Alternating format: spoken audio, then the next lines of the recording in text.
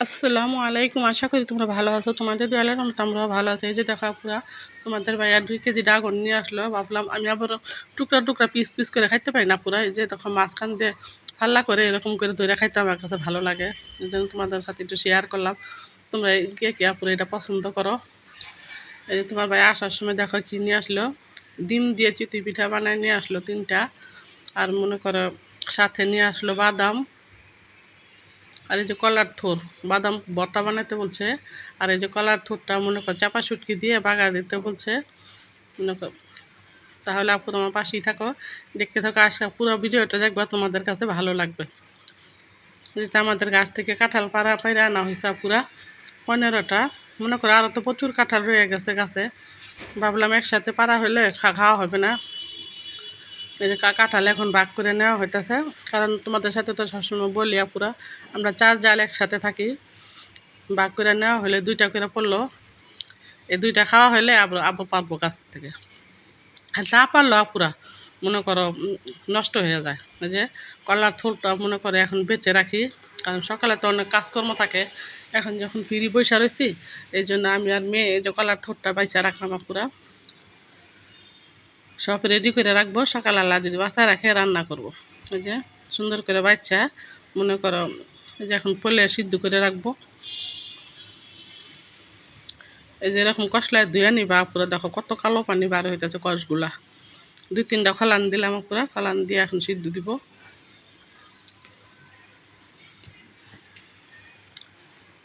একটু হলুদ দিয়া সিদ্ধ দিবা, মনে করো কালোটা থাকবে না, সুন্দর হইব, সাদা হয়ে থাকবে।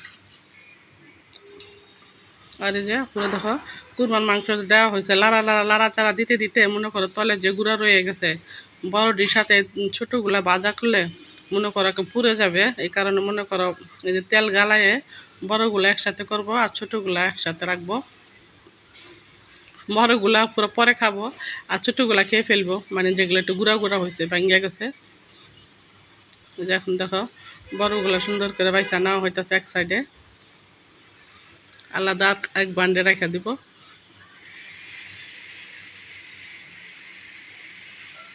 দেখো এতগুলা বড় হয়েছে। এখানে জানা পুরো কতগুলা মাংস কুরমা দেওয়া হয়েছিল। আর দেখো বাজা হইতে হইতে কতটুকু হয়েছে। এই যে বড়গুলা বাইচা রাখলাম আর ছোটোগুলো এখন খেয়ে ফেলবো। আর এই যে দেখো কী কী রান্না করতেছি। মেয়ে এবার বলতেছে আম্মু আমি কলার থোরের বটা খাবো, আর আব্বু বলতেছে বাগার দিতে চাপা শুটকি দিয়ে। তো ভাবলাম দুটোটাই করো। এই যে অর্ধেক ভাগ করে দিল মেয়ে, বলতেছে আম্মু এটি আমার জন্য ভর্তার লেগে রাখবা, আর সরিষা দিয়ে ভর্তা বানাবে, কলার মুছা ভর্তা, আর চাপা শুটকি দিয়ে বাগার দিব। এই যে প্রথম রসুন দিয়ে দিলাম, তারপর চাপা শুটকি, তারপরে পেঁয়াজ, চাপা শুটকিটা একসাথে দিয়ে দিব বাজার জন্য। তোমরা আপুরা এইভাবে রান্না করে খেয়ে দেখো, কে কে খাও পছন্দ করো কমেন্টস করে বলবা আপুরা। এই যে দেখো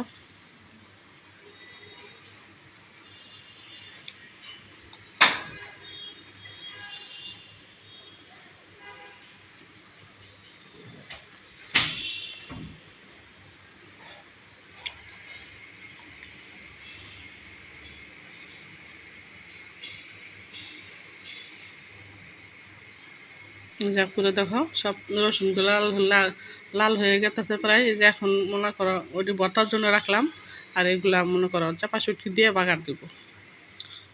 তোমরা আপা কীভাবে খাও, চাপা শুটকি দিয়ে বাগার দিয়ে খাও না ভর্তা বানিয়ে খাও, কমেন্টস করে বলবা।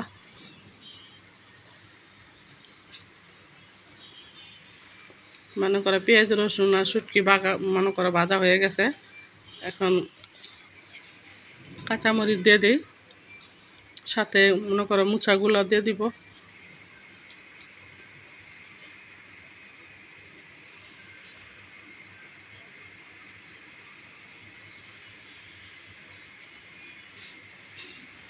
এত সেন্ট বাড়িছে পুরা চাপা শুটকি, অনেক সুন্দর সেন্ট বাড়িছে। যে এগুলোর সাথে ভাজবো এখন, তারপরে ভেজে মশলা দিব হলুদ মরিচ। তোমাদের সাথে আপুরা আজকে দোনোটাই শেয়ার করব, কারণ মেয়ে তো আবার শ্বশুর বাড়ি চলে যাবে, এই জন্য বলতেছে আম্মু আমি অর্ধেক দিলাম, ভাবলাম তুমি খেয়ে যাও, পরে আবার আরেক সময় মনে করো বেশি করে রান্না করবো নি। এই যে মুসাগুলা ভালো করে ভেজে নিলাম। এখন যে হলুদ মরিচ ধনিয়ার গুঁড়া একটু লবণ দেওয়া হইতেছে।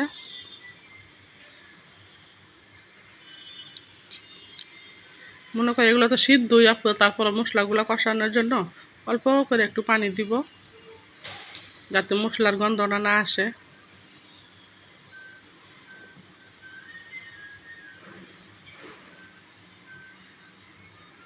আজকে পুরো শুক্রবারের বলক, কারণ পোলাও পোলাও রোস্ট টোস্ট রান্না করা হয় না, গরুর মাংস রান্না করছি পুরা।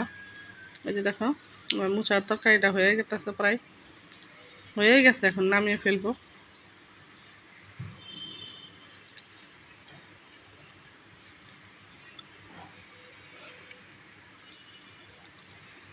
এই যে দেখো পুরা ভাত বাগার দেওয়ার জন্য শুকনো মরিচ পেঁয়াজ তারপরে ডিম দেওয়া হলো। ভাত রয়েছে পুরা, একটু বাগার দিয়ে খেয়ে ফেলাই, কারণ রাত্রে তারপরে ভাত খাওয়া হয় নাই, ক্ষুধা লেগে আছে রান্না করতে করতে। এই কারণে ভাবলাম ভাত দুগা বাগার দিয়ে খেয়ে ফেলাই। তোমরা কে কে পুরো এরকম করে খাও কমেন্টস করে বলবা তো। আমি আবার ঠান্ডা ভাত খাইতে পারি না পুরো, আমার একটু সমস্যা, তোমাদের সাথে তো বলি থাইরয়েড, তারপরে এগুলা মানে ঠান্ডা খাবার খাইতে মানে বাসি বাসি খাবার বেশি ভালো লাগে না। এই কারণে ভাবলাম ডিম দিয়ে ভাতটা বাগার দিয়ে খেয়ে ফেলাই। আর এই যে আমার রান্না বান্না শেষ, এখন মেয়ে রান্না করব।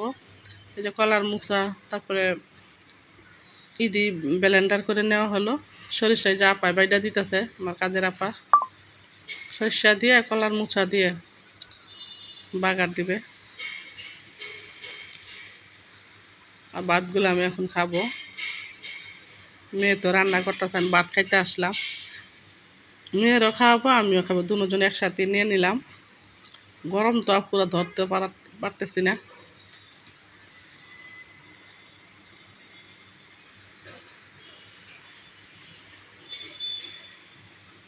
মেয়ের মুখে তুলে খাওয়াইতেছি আর মেয়ে এদিকে রান্নাও করতেছে। এখন কলার মুচাটা রান্না করবো সরিষা দিয়ে। যে কলার মুচা ব্লেন্ডার করে নিল,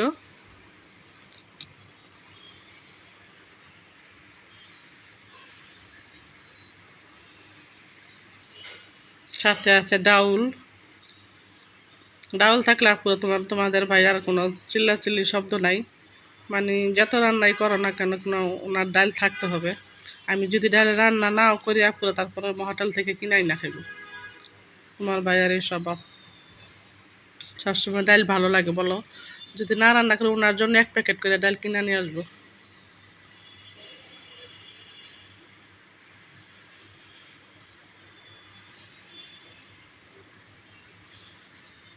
এখন মেয়ে রান্না করতেছে। মশলাটা কষানো হয়ে গেলে মনে করে সরিষা আর কলার মুচো একসাথে দিয়ে দিব।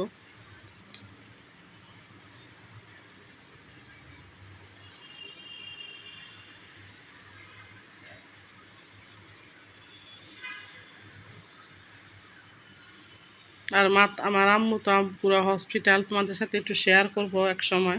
হসপিটাল যে এমনি তেমন কোনো পুরো সমস্যা নাই, শুধু এক সমস্যা, ওই যে ডায়াবেটিস হইলে জানো তো পায়ে গা হয়ে যায়, মানে গা হইলে শুকাইতে চায় না, এরকম এটাই সমস্যা। আর ডায়াবেটিস মানেই সমস্যা, হাই থাকে সবসময়। ডায়াবেটিসটা পুরো আমার ভাইয়ারও, মানে এখন 100-এর 80%ই ডায়াবেটিস। একটু দোয়া করবা পুরো সবার জন্য, সবাই যাতে সবাই ভালো থাকে। তোমরাও দোয়া করবো, আমরাও দোয়া করব যাতে সবাই সবাই ভালো থাকে। এখন এই যে মেয়ে মজকটা রান্না করতেছে, কুরবানি ঈদের মজক কাপড়ে রেখে দিছিলাম, কারণ মেয়ের আবার মজকটা অনেক পছন্দের খাবার।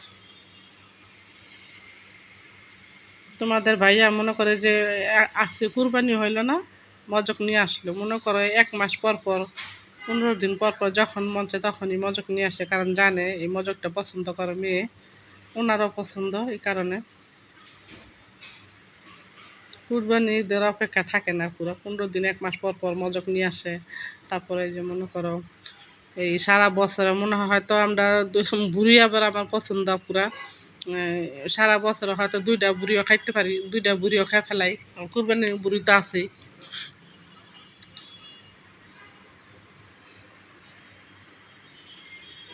কষানো হয়ে গেছে মশলা, এখন মজুরগুলা দিয়ে দিল। তাহলে আপুর আজকে আমার ব্লগটা কেমন হয়েছে কমেন্টস করে বলবা। যদি ভালো লেগে থাকে প্লিজ লাইক দিয়ে একটা সাবস্ক্রাইব করে দিবা আপুরা, আমার পাশে থাকবা। আর ভুল ত্রুটি হইলে ক্ষমা দৃষ্টিতে দেখবা। আর তোমরা কে কোথায় থেকে আপুরা আমার ভিডিওটা দেখতেছো সেটাও কমেন্টস করে বলবা, কারণ তোমাদের কমেন্টস আপুরা আমাদের অনেক ভালো লাগে। তোমরা আমার পাশে থাকবা আপুরা। ভাইয়ারা তোমরা যদি আমার পাশে না থাকো তাহলে আগাবো কীভাবে বলো?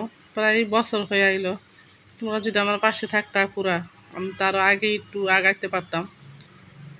এই যে আমার হেল্পিং হ্যান্ড সব কিছু গোছায় দিয়ে মনে করো ঘর ঝাড়ু দিতে আইসা পড়লো, ঘর ঝাড়ু দিয়ে মুছতেছে এখন।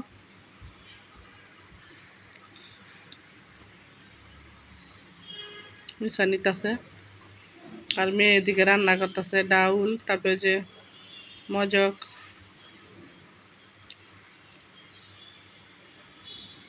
ডাউলের কালারটা কেমন হয়েছে কমেন্টস করে বলবা পুরা। আর এই যে দেখো মজক, আমার মেয়ে আপুর অনেক সুন্দর করে রাঁধতে পারে, আমার চেয়েও মজা হয় আমার মেয়ের রান্না।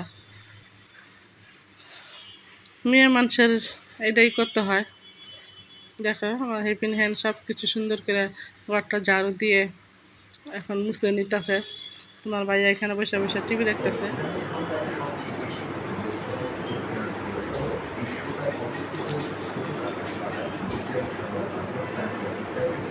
প্লিজ আপুরা সাবস্ক্রাইব করে দিয়ে আমার পাশে থাকবা।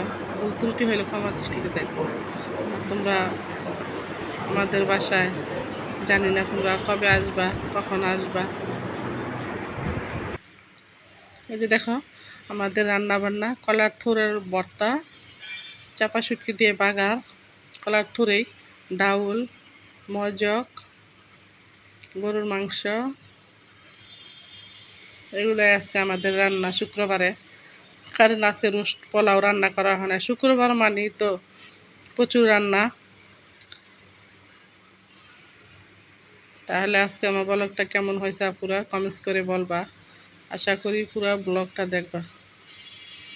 আজকের মতো এই পর্যন্ত, আল্লাহ হাফেজ।